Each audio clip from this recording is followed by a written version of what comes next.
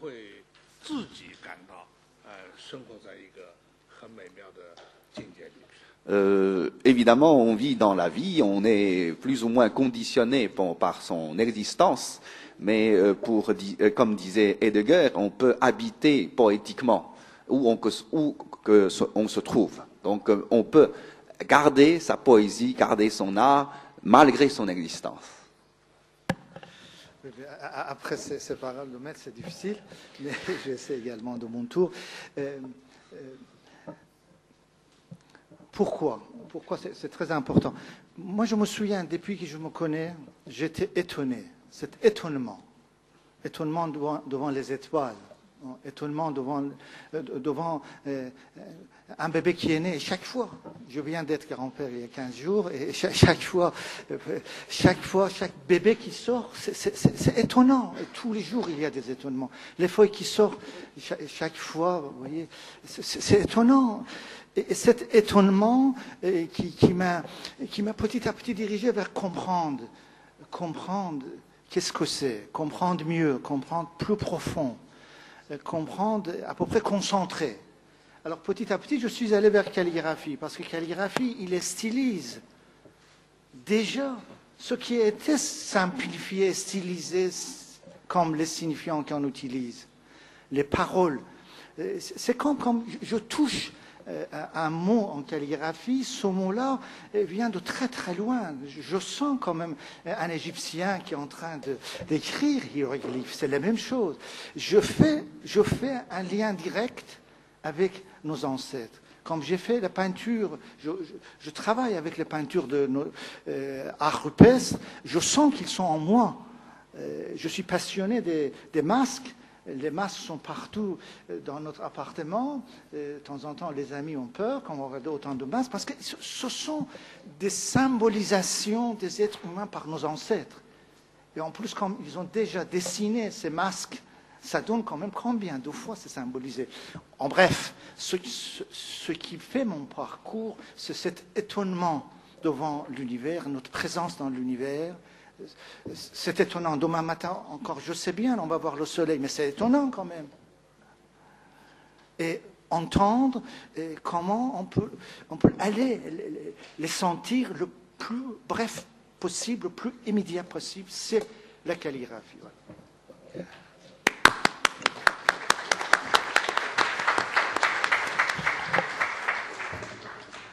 Oui. J'aurais aimé savoir si il pense, comme aujourd'hui malheureusement on se détourne de plus en plus de la nature et qu'on se regroupe dans des lieux de plus en plus petits pour vivre tous ensemble, est-ce qu'il pense que la calligraphie adopte aussi ce système? Est-ce qu'il y a une calligraphie urbaine qui commence à s'instaurer ou qui commence à se créer par rapport à notre mode de vie qui change et qui a bien changé depuis des dizaines d'années? Merci. Oui, si vous voulez, ce que je l'appelle également les techniciens, j'ai déjà utilisé, les techniciens de calligraphie.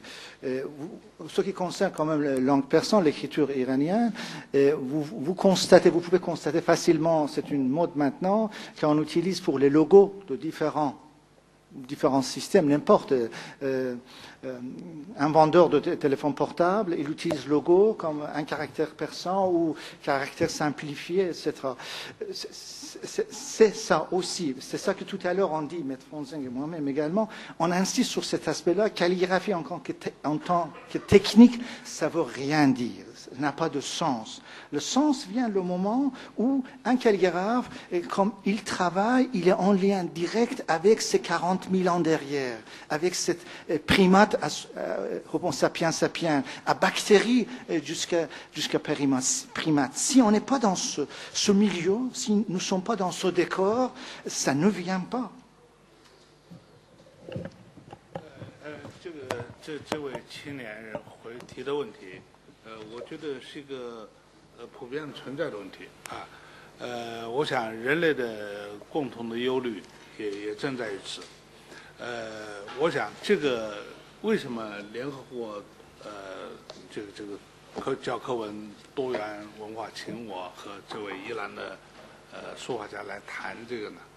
我想，我非常欣赏他刚才讲的，就讲我们要保持人类本真自信，那种天真的本真自信是最了不起的。Voilà, donc je crois que la question que pose ce jeune homme est assez universelle et importante. Je suppose que si l'UNESCO nous invite, moi-même et notre maître iranien, pour parler de cette question, c'est justement que cette question a une certaine actualité. Et j'apprécie beaucoup ce que mon voisin a dit, justement, que ce qui est essentiel, c'est de garder cet émerveillement devant les choses. 有很多的美学家和理论家们会告诉你，什么是美，怎么样欣赏美。其实你们都知道，这个是天生来的，不需要人教的。Il y aura des théoriciens qui vont vous apprendre ce qui est beau, ce qui est laid, etc. Finalement, ces théories, dans le fond, ne servent pas à grand-chose parce que chacun peut développer justement son jugement esthétique. 就像刚才这位大师讲的，他对一个事物，第一个感觉惊讶，第二个感觉赞叹，第三个感觉爱慕。Donc il y a devant une chose, on pourra avoir justement l'étonnement, et puis l'admiration, et puis l'amour, comme dit mon voisin illustre. 这个审美的过程，大体上是惊讶、赞叹、爱慕。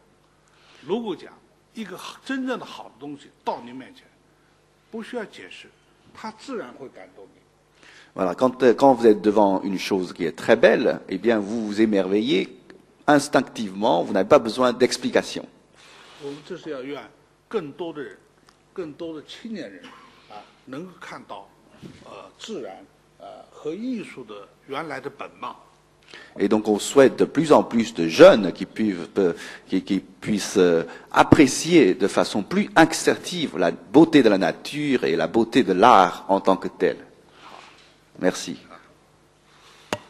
Monsieur, pour une dernière question, et je vais demander aux deux maîtres de préparer une conclusion après la réponse qu'ils seront amenés à faire.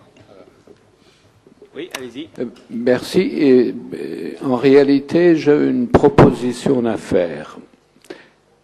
Étant donné que tout homme est fait de manière inégale, d'inné et d'acquis, tout homme, y compris les artistes, les génies, y compris les calligraphes,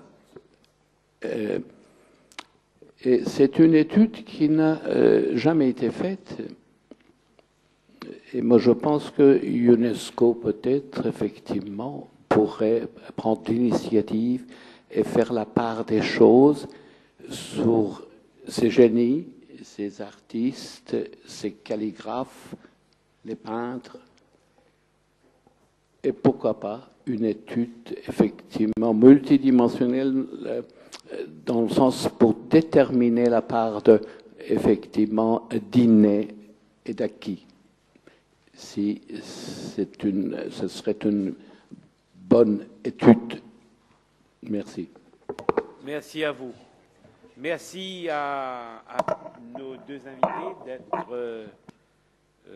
d'être venus cet après-midi et de s'être prêtés de bonne grâce, de bon cœur et avec de l'humour également à ces échanges avec vous.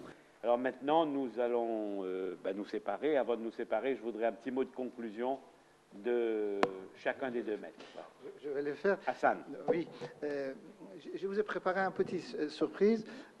J'ai regardé attentivement les œuvres de Maître Van Zeng. Et je vais commenter, c'est pas ça, c'est mon œuvre, mais je vais commenter une partie d'une de ses œuvres, mais avant de commenter, je vais faire avec vous un petit voyage. Alors ici, nous sommes là, dans une scène de l'opéra de Carmen. Simplement, il faut essayer d'entrer dans cette scène.